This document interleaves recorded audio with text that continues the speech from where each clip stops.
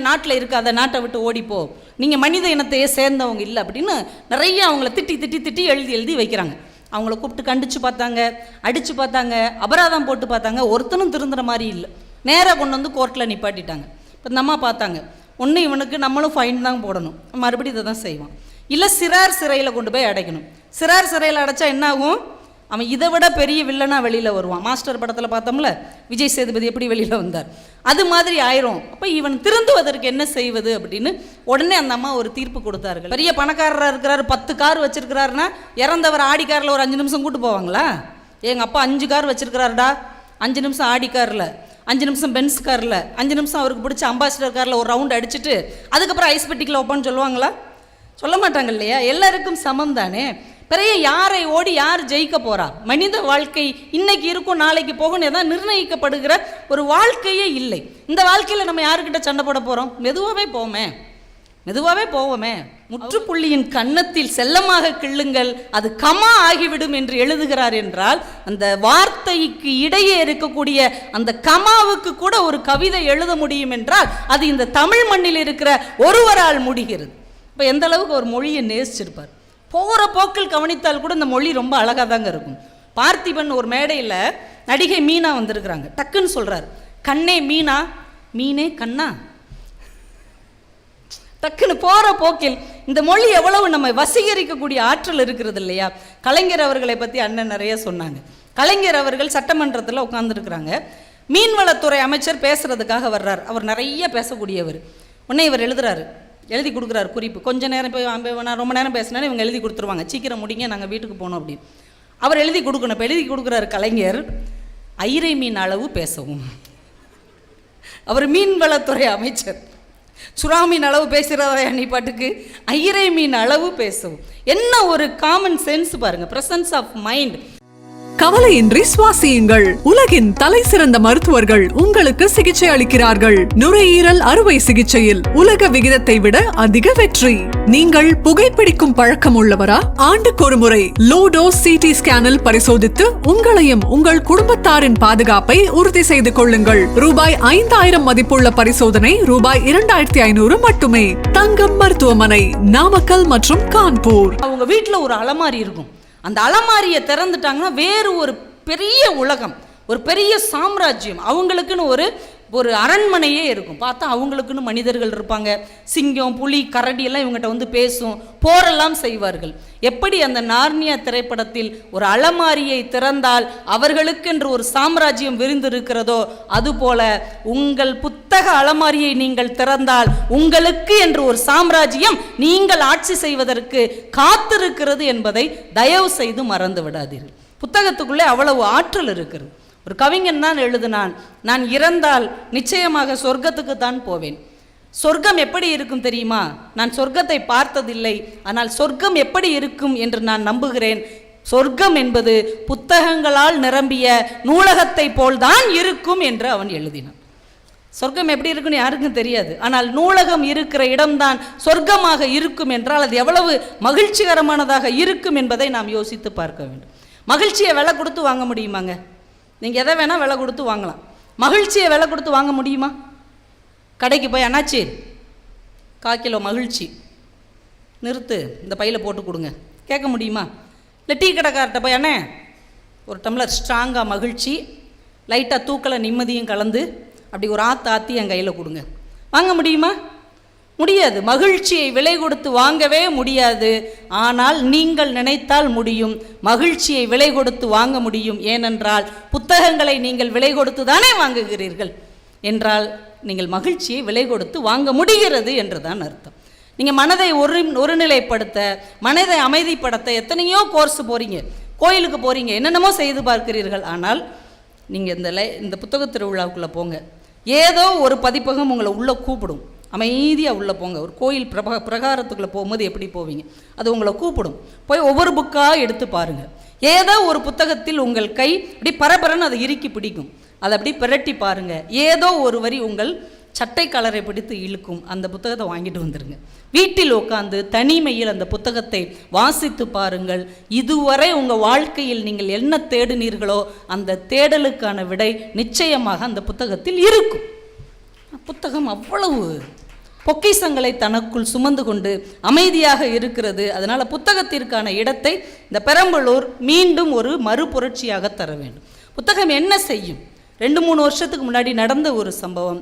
அமெரிக்காவில் வெர்ஜீனியா அப்படின்னு ஒரு மாகாணம், அங்கே ஒரு நீதிமன்றம், அங்கே ஒரு பெண் நீதிபதி தான் நீதிபதியாக இருக்கிறாங்க. அங்கே ஒரு வழக்கு வருகிறது. என்ன வழக்கு அப்படின்னா, 4-5 வெள்ளை இன சிறுவர்கள் என்ன பண்ணுறாங்க, ஒவ்வொரு நாளும் இரவு நேரத்தில் கருப்பு இன பசங்கள்லாம் படிப்பாங்க இல்லையா, இந்த நீக்ரோ பசங்க, அந்த பசங்க படிக்கிற ஸ்கூலுக்குள்ளே போய் கெட்ட கெட்ட வார்த்தையாக எழுதி வைக்கிறாங்க. நீ எங்கள் நாட்டில் இருக்காத, நாட்டை விட்டு ஓடிப்போ, நீங்கள் மனித இனத்தையே சேர்ந்தவங்க இல்லை அப்படின்னு நிறைய அவங்கள திட்டி எழுதி வைக்கிறாங்க. அவங்கள கூப்பிட்டு கண்டித்து பார்த்தாங்க, அடித்து பார்த்தாங்க, அபராதம் போட்டு பார்த்தாங்க, ஒருத்தனும் திருந்துற மாதிரி இல்லை. நேராக கொண்டு வந்து கோர்ட்டில் நிப்பாட்டிட்டாங்க. இப்போ இந்த அம்மா பார்த்தாங்க, ஒன்று இவனுக்கு நம்மளும் ஃபைன் தான் போடணும், மறுபடியும் இதை தான் செய்வான், இல்லை சிறார் சிறையில் கொண்டு போய் அடைக்கணும்.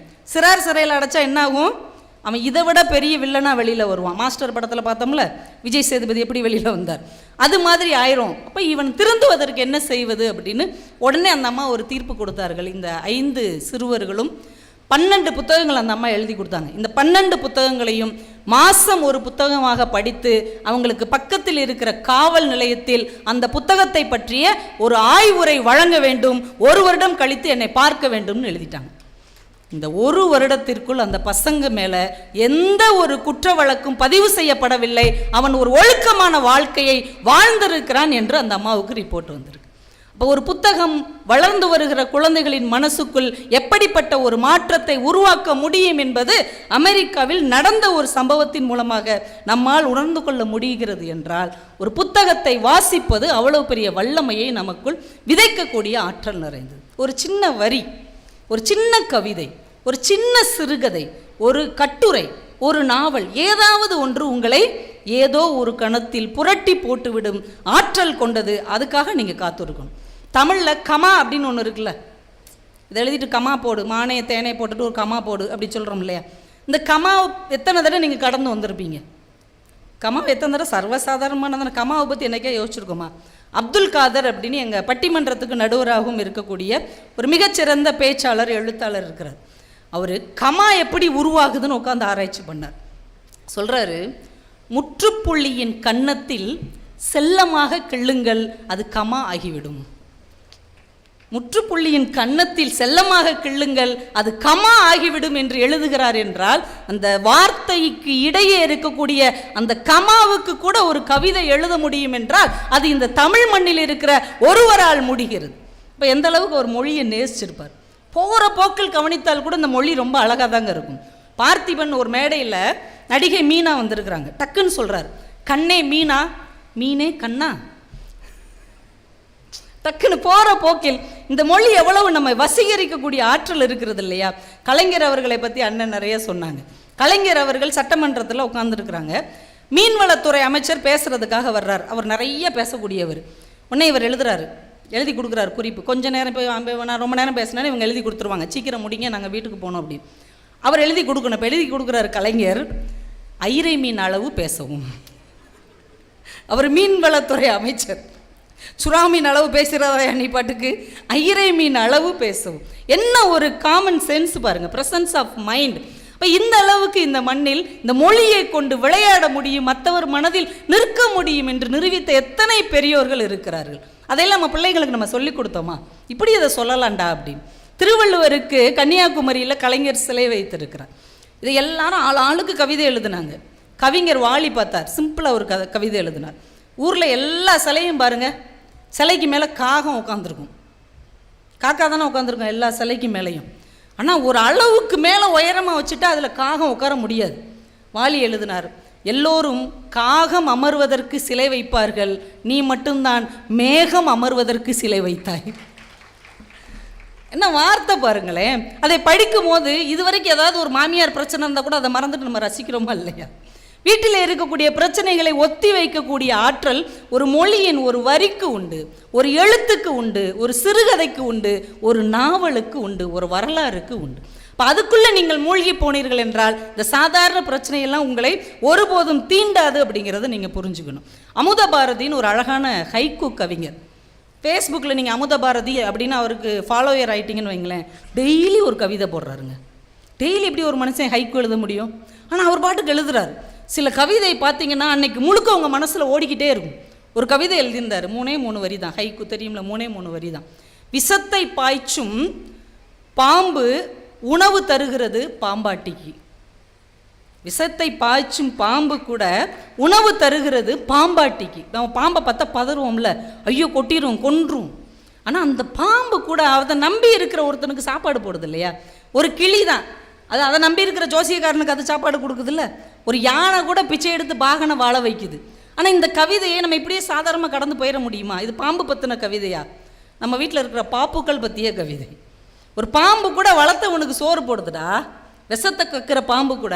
ஆனால் உனக்கு பாலும் சோறும் தயிரும் ஊட்டி வளர்த்த பெற்றவர்களை நீ என்றைக்காவது திரும்பி பார்த்திருக்கிறாயா என்று புறக்கணித்து விட்டு போன பிள்ளைகளை பார்த்து கேட்குற கேள்வி இல்லையா இது?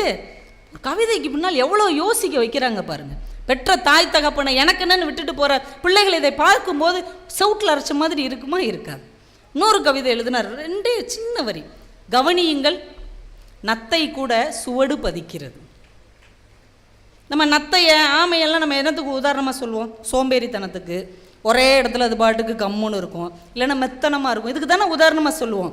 ஆனால் அவர் சொல்கிறாரு, கவனியுங்கள், நத்தை கூட சுவடு பதிக்கிறது. அது போகிற இடத்துல எல்லாம் நான் இங்கே இருந்தேன் என்ற ஒரு அடையாளத்தை பதிவு செய்கிறது. நாம் இன்றைக்கி எப்படி இருக்கிறோம்? அண்ணன் கூட சொன்னாங்க, வெற்றி தோல்வி வெற்றி தோல்வி. எது வெற்றி எது தோல்வி? யாரை யார் ஜெயிக்க போகிறோம்? கடைசியில் எல்லாருக்கும் அந்த ஐஸ் பெட்டி தான். பெரிய பணக்காரராக இருக்கிறாரு, 10 கார் வச்சுருக்கிறாருன்னா இறந்தவர் ஆடி காரில் ஒரு 5 நிமிஷம் கூட்டு போவாங்களா? எங்கள் அப்பா 5 கார் வச்சுருக்கிறாருடா, 5 நிமிஷம் ஆடி காரில், 5 நிமிஷம் பென்ஸ் காரில், 5 நிமிஷம் அவருக்கு பிடிச்ச அம்பாசிடர் காரில் ஒரு ரவுண்ட் அடிச்சுட்டு அதுக்கப்புறம் ஐஸ் பெட்டிக்கில் வைப்பான்னு சொல்லுவாங்களா? சொல்ல மாட்டாங்க இல்லையா? எல்லாருக்கும் சமம் தானே. பெரிய யாரை ஓடி யார் ஜெயிக்க போகிறா? மனித வாழ்க்கை இன்னைக்கு இருக்கும் நாளைக்கு போகணும் ஏதாவது நிர்ணயிக்கப்படுகிற ஒரு வாழ்க்கையே இல்லை. இந்த வாழ்க்கையில் நம்ம யாருக்கிட்ட சண்டை போட போகிறோம்? மெதுவாகவே போவோமே. அவங்க கொஞ்சம் முன்னாடி போவாங்க, நம்ம கொஞ்சம் மெதுவாக போவோம், அவ்வளோதான். வண்ணதாசன் தான் எழுதுவார், அவர்கள் ஓடி கடக்கிறார்கள், நான் நடந்து கடப்போம், அவ்வளோதான். ஓடி போய் ஃபஸ்ட் ப்ரைஸ் வாங்கட்டும், நம்ம கொஞ்சம் மெதுவாக போய் அந்த எல்லையை தொற்றுவோமே. இப்போ என்ன, அந்த கப்பு நம்ம வீட்டில் இல்லைன்னா அதனால் ஒன்றும் தப்பு இல்லை. பிள்ளைகளை போட்டு விரட்டுறோம் இல்லையா? மதிப்பெண் வாங்கு, 100 வாங்கு, 100 வாங்கு, 95 வாங்கினா அடிக்கிறது. அந்த 5 மார்க்கு எங்கே விட்ட? ஆனால் தெருவிலையா விட்டு வந்த 5 மார்க்கு பிள்ளைகளை போட்டு வதைக்கிறோம். ஒரு 40 மார்க் எடுத்து அவன் சந்தோஷமாக இருக்கட்டுமே. 95 மார்க் எடுத்துகிட்டு ஒரே படபடப்பாக இருக்கிறதுக்கு 40 மார்க் வாங்கிட்டு நிம்மதியாக வாழக்கூடிய பிள்ளைகள் இருந்தால் அதுதான் பெரிய சொத்து என்பதை தயவு செய்து புரிந்து கொள்ளுங்கள். 95 100 மார்க் எடுத்துகிட்டு இன்றைக்கி பிள்ளைங்க போகிற அமெரிக்காலையும் கனடாலையும் லண்டன்லையும் செட்டில் ஆயிடுச்சு. கொரோனாவில் பெற்ற தாய் தகப்பன் செத்ததுக்கு ஒருத்தனும் வர முடியலை. இந்த 35 மார்க் எடுத்து ஃபெயிலாக போய் கிடந்தான் பாருங்க, அவன் தான் தாய் தகப்பனுக்கு மருந்து வாங்கிட்டு வந்து கொடுத்தான். நல்ல மார்க் எடுத்தவன் முறை வெளிநாட்டில் உட்காந்துக்கிட்டான். இந்த மக்கு பிள்ளைங்க தான் உட்காந்து அம்மா அப்பாவுக்கு ஓடி ஓடி கபசுர குடிநீரும் நிலவேம்பு கஷாயம் வாங்கி, அப்பா குடிப்பா எப்படியா பிழைச்சிக்கோப்பான்னு ஆறுதல் சொன்னது எல்லாமே சரியாக படிக்காத பிள்ளைகள் தான். அக்கா அவங்கள நல்லா படிக்கிறாங்கன்னு குறை சொல்லலை. எல்லாவற்றுக்குள்ளும் இருக்கக்கூடிய ஒரு தன்மையை நாம் உணர்ந்து கொள்ள முடியும். எல்லாரும் ஃபஸ்ட் ரேங்க் எடுக்க முடியாது. அப்போ அவனுக்குன்னு ஒரு வாழ்க்கை இந்த உலகத்தில் இருக்கும் தானே, அந்த வாழ்க்கையை அவன் வாழட்டும் என்று அவர்களை அனுமதிப்பது தான் வாழ்க்கையில் சந்தோஷமான ஒரு விஷயமாக இருக்க முடியும். ஏன்னா அந்த பிள்ளைகள் வளர்ந்து வளர்ந்து பாருங்கள், வாயை மூடிட்டு இருங்கம்மா கொஞ்சம் நேரம், ஏம்மா அமைதியாக இருங்கம்மா, வயசானால் சும்மா இருக்க மாட்டிங்களா? இந்த வார்த்தை எல்லா வீட்லேயும் சொல்வதை இப்போலாம் கவனிக்கிறீங்களா? வயசானால் அமைதியாக இருக்க மாட்டிங்களா? ஏன் அம்மாவுக்கு இப்போ தான் வயசாகுதா? நீ பிறக்கும் போதே அவங்களுக்கு 20 வயசுக்கு மேலே ஆயிடுச்சுல்ல. ஏன் இப்போ உனக்கு வயசாகுதுன்னு தெரியுது தெரியுமா? இனிமேல் அவங்களால பிரயோஜனம் இல்லை. எப்போ அம்மா அப்பாவால் நமக்கு பிரயோஜனம் இல்லை என்று தெரிகிறதோ அப்போ பிள்ளைகள் சொல்லுகிறார்கள், வயசானால் கொஞ்சம் அமைதியாக இருங்களேன், சத்தம் இல்லாமல் இருக்க மாட்டிங்களா? ஏன் நீங்கள் பிரச்சனை பண்ணுறீங்க? ஏன் இனிமேல் இவர்களுக்கு பிரயோஜனம் இல்லை.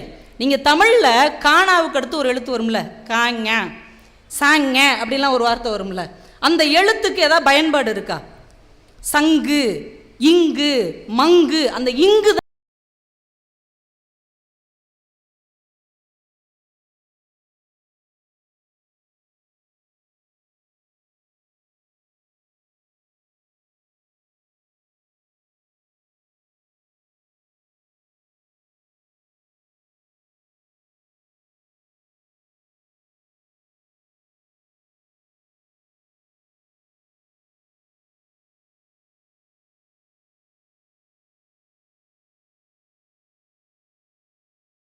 இருக்கும், ஒருத்தங்களால பயன் இருக்காது. இருந்தாலும் இவர்கள் எல்லாரும் சேர்ந்தது தான் நம்முடைய குடும்பம் என்பதை நாம் உணர்ந்து கொள்ள வேண்டும் என்பதற்காகத்தான் நம்ம மொழி கூட பயன்பாடே இல்லாட்டாலும் அந்த எழுத்துக்களை இழுத்துக்கிட்டே அழையுது. பயன்பாடு இல்லைன்னு தூக்கி எரிஞ்சிட முடியுமா? அப்போல்லாம் எரிய முடியாது. அவங்க நம்மளோடு சேர்ந்தவர்கள். ஒருத்தன் நல்லா படித்து நல்லா இருப்பான், ஒருத்தன் உருப்படாமே தான் இருப்பான் கடைசி வரைக்கும். ஆனால் பெத்த தாய் அவனை விடவே மாட்டாங்க. பார்த்துருக்கீங்களா? நல்ல வேலையில் இருக்கிறவன் பின்னாடி போகவே மாட்டாங்க. அந்த ஊதரை பிள்ளை பின்னாடியே தான் அந்த அம்மா அலைஞ்சிக்கிட்டே இருக்கும். ஏன்? அதுவும் சேர்த்து தான் என் பிள்ளை, அவனையும் தானே இந்த வயிற்றில் நான் சுமந்தேன். இதைத்தான் நம்முடைய மொழி நமக்கு கற்றுக் கொடுக்கிறது. பயன்பாடே இல்லாத எழுத்தையும் சேர்த்து தாண்டா தமிழ் என்கின்ற மொழி உன் கையில் கொடுக்கப்பட்டிருக்கிறது. இப்போ வீட்டில் ஒருத்தனை பிரயோஜனம் இல்லை அப்படிங்கிறதுக்காக அப்படியே அத்து விட்டுறக்கூடாது, கழட்டி விட்டுறக்கூடாது என்பதை நம் மொழியின் எழுத்துக்கள் கூட நமக்கு கற்றுக் கொடுக்கிறதுனா எவ்வளோ ஆச்சரியமான விஷயம். கவலையின்றி சுவாசியுங்கள். உலகின் தலை சிறந்த மருத்துவர்கள் உங்களுக்கு சிகிச்சை அளிக்கிறார்கள். நுரையீரல் அறுவை சிகிச்சையில் உலக விகிதத்தை விட அதிக வெற்றி. நீங்கள் புகைப்பிடிக்கும் பழக்கம் உள்ளவரா? ஆண்டுக்கு ஒரு முறை லோ டோஸ் சிடி ஸ்கேனில் பரிசோதித்து உங்களையும் உங்கள் குடும்பத்தாரின் பாதுகாப்பை உறுதி செய்து கொள்ளுங்கள். ரூபாய் 5000 மதிப்புள்ள பரிசோதனை ரூபாய் 2500 மட்டுமே. தங்கம் மருத்துவமனை, நாமக்கல் மற்றும் கான்பூர்.